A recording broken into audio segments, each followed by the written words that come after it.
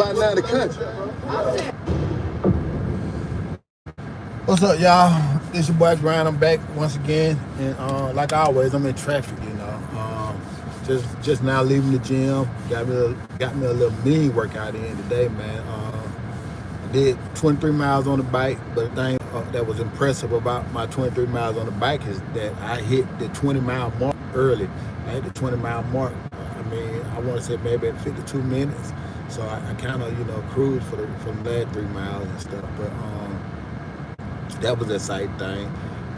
Did a couple bench to kind of work on my strength and stuff. Did my normal shoulder things and stuff, which is very helpful, especially the shoulder, because I'm starting to recognize now I can be in the club, and when it comes time to film, sometimes you might be in a tight spot and you can't really just hold the camera out like that, or you can't brace it so that you can get some support. So you got to hold it up in the air with one hand and everything, and they can kind of get real tiring. I just start talking about 3, 4, 5, 9, 10 minutes. It can go on. Cause some people can go and do a set, and they can be up there forever.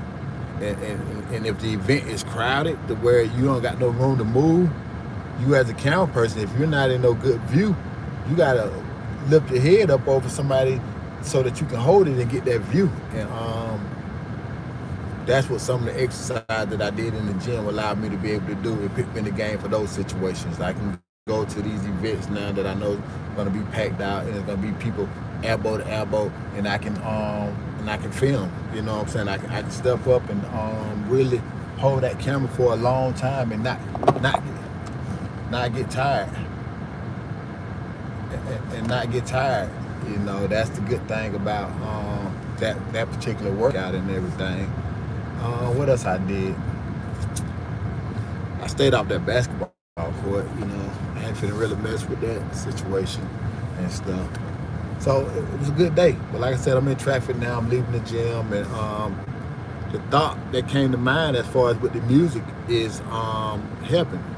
And what can I talk about that's not preaching, and what can I talk about to you all to let y'all know that I appreciate all the support that y'all been giving me, for the people that been rocking with me for over the years, and for the people who don't know who I am. I'm a good brother. I'm a solid brother from the community who done accomplished a lot in the black community and any community. I was one of the elite ones that went off to a great prestige college and able to learn some knowledge and some information. And I took that knowledge and information and brought it back to my community and stuff. I was living, at the time I graduated from Clark, Atlanta, I was living in the projects over Great Home and stuff. So when I graduated from Clark, first of all, I put my energy in that community and stuff. They didn't have too much to really market and push because it wasn't meant to be seen outside of that area. I probably don't mind if I would have been filming a lot of that was what was going on back then, and stuff. But because we had a lot of stuff going on, man, especially Red Dogs, when they used to chase people and stuff, and a lot of raids. They used to, when Chief Peniston came, Richard Peniston from down in New Orleans came here, he was doing like what Juba said. It was Tuesday and Thursday. You got to watch out for the sweep. They was coming through and stuff. They was tearing around that time, like I said. They was tearing Capitol Home was up, so they was tearing the Capitol Home, the Cap, and they was hitting Greater Home at the same time. But we caught the worst of it because they ended up knocking Capitol Homes down, and they left Greater Home was still up by itself. So now they done had one less project to attack on that Tuesday and Wednesday, so they could come focus on Greater Home, and they got to the point where they started doing more than Tuesdays and Thursdays and stuff. But yeah, so I was in that environment, so I really didn't fully understand how to utilize my knowledge and everything. So as time went on and stuff, I finally found a way, and it was with the camera and stuff. And I'm here now. I'm ready to share this information, and I want to say thank you all who've been rocking with me, and share this, man. Share this knowledge. Don't hold this knowledge in just for yourself. If you know it's real solid knowledge, we need to get back to putting that type of stuff back out there so that our people can fully learn from the ones who really making a impact and getting results and stuff. And they're giving you some good solid knowledge. You know, this what I'm giving to you is prime game that any guy or any person in the city of Atlanta who's making noise and saw what I've been doing, they didn't offer to have me on their platform. It's just I'm not no talkative person to be sitting up there on the platform, and I'm just not. I haven't got comfortable with that part of the game, and plus I be wanting to work too. Like if I'm sitting up there talking on the platform, I feel like I'm on punishment because the action going on in the crowd. Like I don't like how does me sharing my information to you all fully benefit me outside of the fact that I want to look like I'm the knowledgeable person and stuff. And I guess it has its benefits, but it don't outweigh me getting that footage and moving around and everything and stuff. I see me getting that footage. I can see me being able to turn that into money because that's what I do.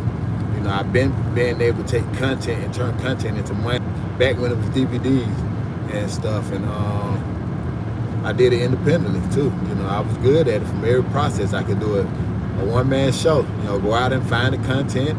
Whether I was directing the content or I was just freelancing content. Take that content, go home and edit it up, put it in a nice, entertaining way, and put it on a DVD that I could just go out here and sell. I did the artwork for the DVD. I had bought me a printer. I printed out my the paper. I bought me a paper cutter. I was cutting it all up. I went and bought my cases of my DVDs and cases of the DVD cases. And I did all that wholesale, and I produced it myself, all in-house.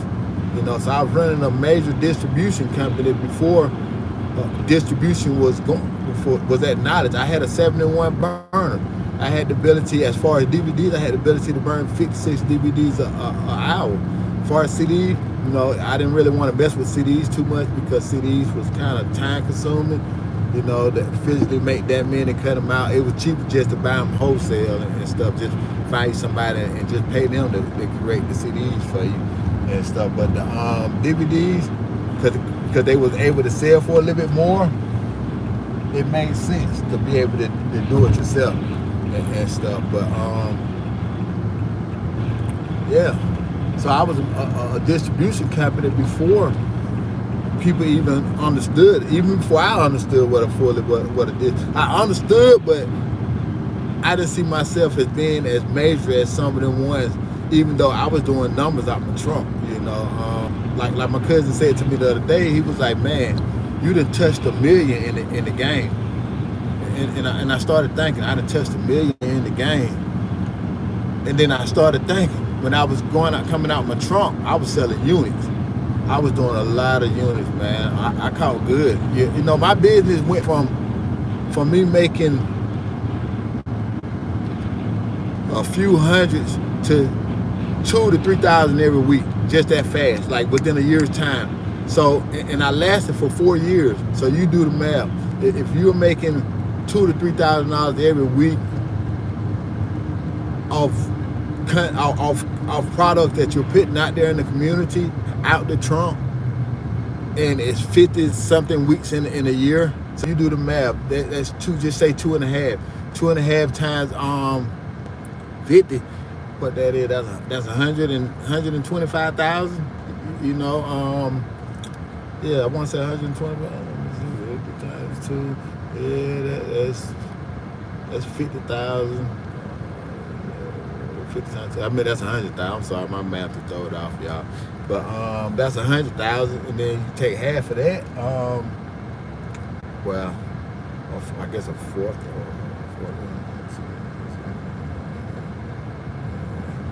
Yeah, my math is all thrown out, man. I ain't finna get stuck trying to figure that part on out. But the numbers,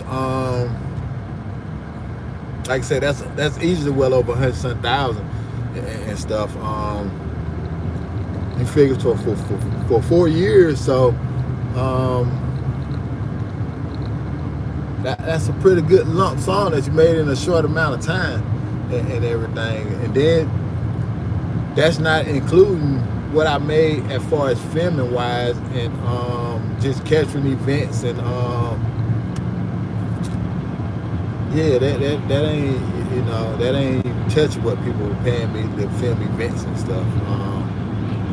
So with that being said, it's kind of like I done touched the mill, and what came with that is a lot of knowledge. You know, what came with that is a real lot of knowledge in the form of what the consumer thinks, how to fix every last one of those areas so that you can fix what they think, because it could be the music that they think, it could be the artwork that throws them off, it could be how you selling it to them. Because majority of my customers, they were just happy with, they just wanted to come around me. I had a cool spirit, man, so they just really wanted to be around me, and they loved talking to me. So the joy that they got from coming to get a few DVDs from me, and the joy that they got to take 4 or 5 minutes and just talk to me about life, because I can go any direction.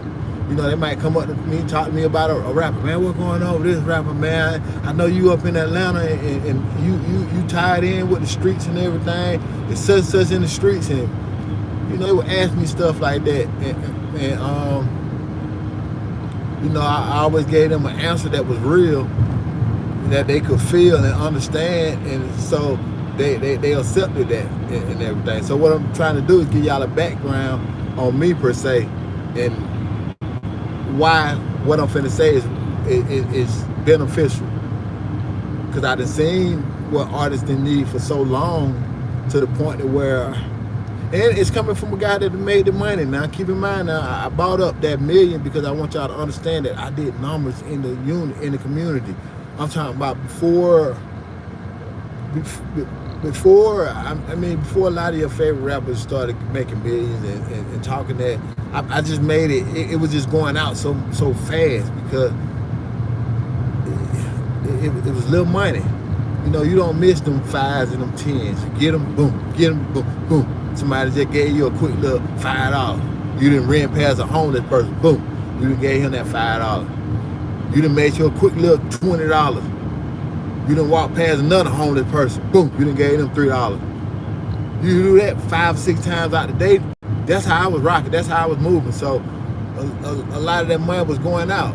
You know, I wasn't, because I never looked at it as big money save me. So I did wrong with it. I didn't have, like, it was more of a hassle to stop what I'm doing and go to the bank to put the money in than to sit right there and hold the money. And like I said, I use a homeless situation and people in the community because I always had a weak heart to help, so that always got that type of money. You know what I'm saying? Like that type of money, because you got $2 or $3 just sitting right there. You pull up at the what's the name, at the anywhere off the exit. Somebody asking for money. You can look away for only so long, even when you don't want to get money. You can only look away so long, to the point where you just, man, you start, it hits you. If you're a good brother like me, it hits you after a while, like, man, there you go, man. You know, you finna go mess up off that money. That's how God get me. This is what he say. There you go, man. You finna take that little money and go buy you some M&M, knowing you don't need no M&M, knowing that stuff gonna be bad for your teeth and all of that stuff. It ain't good for you, man. You just gonna take them $2 and go buy you a drink, that knowing you don't need that drink. It's bad for you. Get that man that little thing. You can go a whole day without a drink, you know. So boom, I get that money and stuff. So I'm telling you why the million, why the me making that million, and why you should be really fully listening to what I'm trying to say now, because I know some people say, well, you got to make the money and show that it made sense. Well, I made the money, you know, I just can't show it, you know, so much of it went out, you know. Like I said, when I was making that money, you know, the VIP game was very different. You know, I was paying for my people to go in the club, and when we went out, you know, we didn't wait in that line. We didn't wait in that line, and we paid.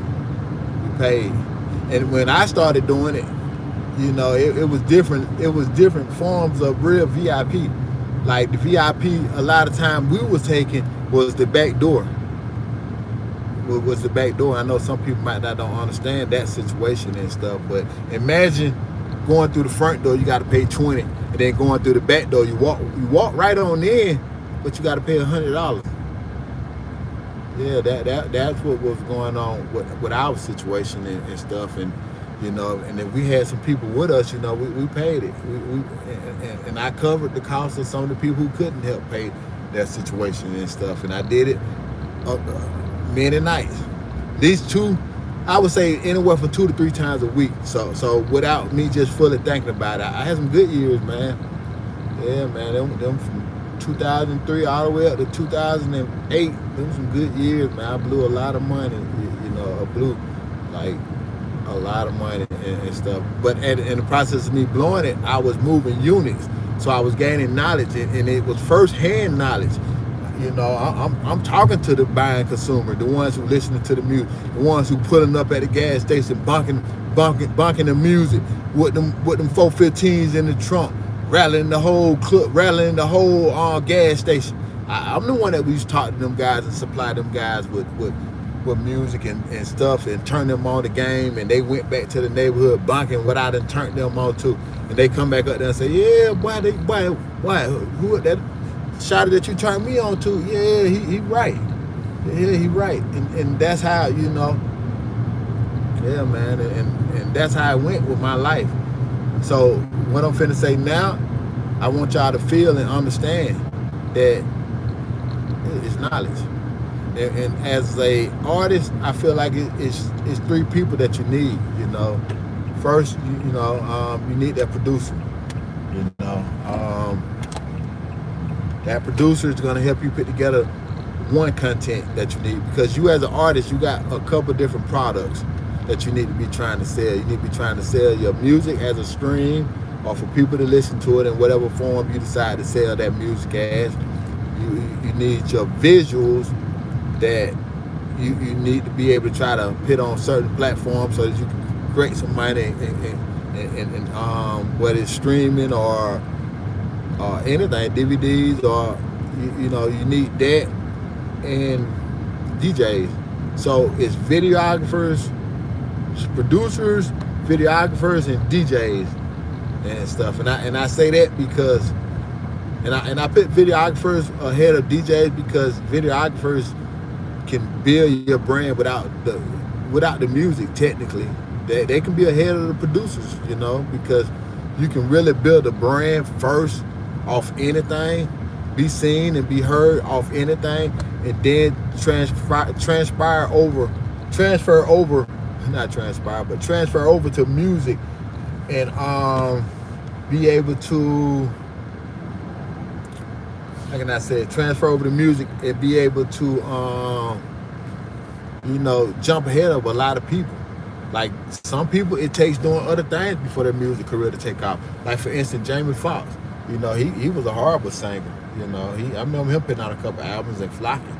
But as his brand with doing movies and TV shows grew, when he put that music out again, it gravitated quicker and stuff, because he already had a following of people that were going to follow him in the direction he goes.